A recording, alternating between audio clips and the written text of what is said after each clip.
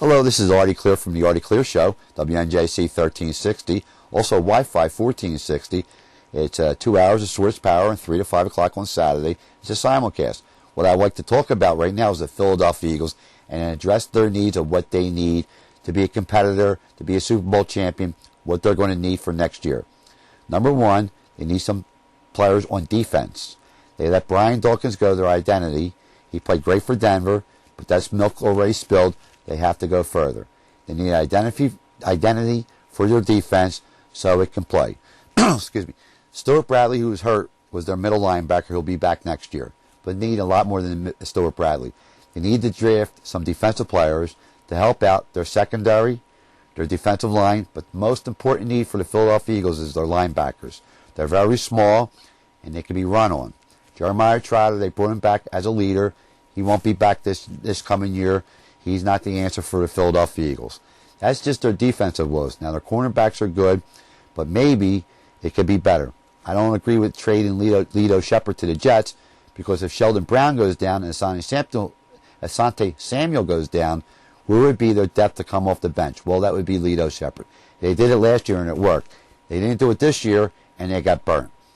Also, the Philadelphia Eagles need to know who's going to be their quarterback next year. Will it be McNabb? Will it be Kevin Cobb? In my estimation, it should be McNabb. They got there with him. He's been there 11 years. He's been with Andy Reid for 11 years. They have continuity together. They know one another. Kevin Cobb is not ready for primetime football yet, and you want to win now. So if anyone's ever going to bring you to the promised land, you got to hope it's Donovan McNabb.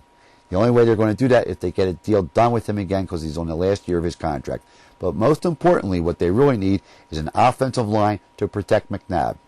If you notice, when the Eagles had lost to the Dallas Cowboys, then the next week the Dallas Cowboys go up to Minnesota and they get throttled by the Minnesota Vikings the same way they did it to the Eagles.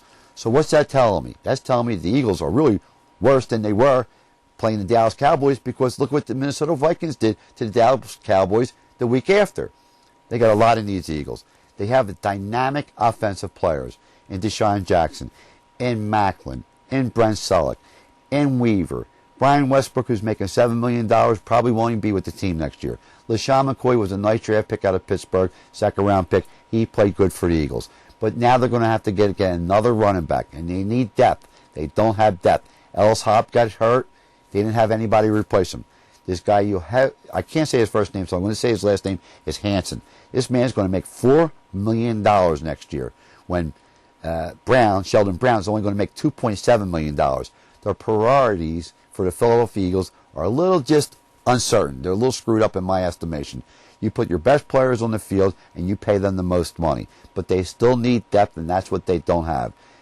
Sean Jones, safety, played terrible. Quentin Michael, safety, played terrible. They would have played a lot better if they had Brian Dawkins back there.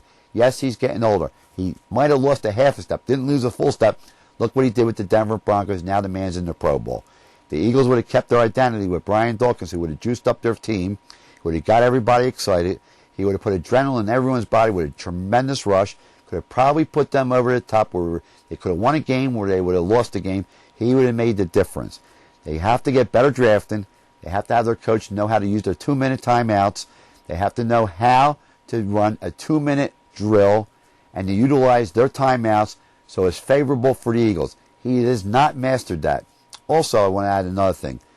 My prayers go out to Jimmy Johnson's family. I know he passed away. God rest his soul. When Sean McDermott replaced Jimmy Johnson, that wasn't the same thing. Even if he studied underneath him for 10 years, he's still not Jimmy Johnson. I believe that McDermott could not make the second half adjustments like Jimmy Johnson could, and at that point get the game back into a way where they could maybe win the game, not with their offense, but with their defense. Jimmy Johnson's a guru. I mean, they paid him $2 million a year not to go anywhere else. This man could have been a head coach anywhere he wanted. Buddy Ryan's son, Rex Ryan, and I want to give the Jets a little something here, used the 46 defense. It's a great defense. Buddy Ryan invented it. The son took it to New York. Look where they're at. They're in a championship game. They needed to win their way out to get to a championship game. Eagles were running that defense. Now they don't have the players. They let Michael Lewis go to San Francisco. The man started 3 years in a row. They're trading off their players too soon, They're not sticking with what they got. They're trying to tinker with something they don't need to tinker with. They need offensive line, linebackers, and safeties. Offensively, another running back would be good. Defensively, secondary and safeties. You don't know if Sheldon Brown's going to sign with them.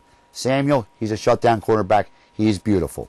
Linebackers, you got to get new linebackers. These guys are not your linebackers. They're too light. They don't fly to the ball, and they can't keep the edge. Then they got to go to the offensive line. So for a team that everybody thought could win a Super Bowl on paper, they still need a lot of help. And hopefully, Andy Reid and Joe Banner will address these situations and get the players needed out of the draft and in free agency. That's my take on football. You're listening to Artie Clear on the WNJC 1360 AM, also on Wi-Fi 1460 AM, and I'll see you when I see you.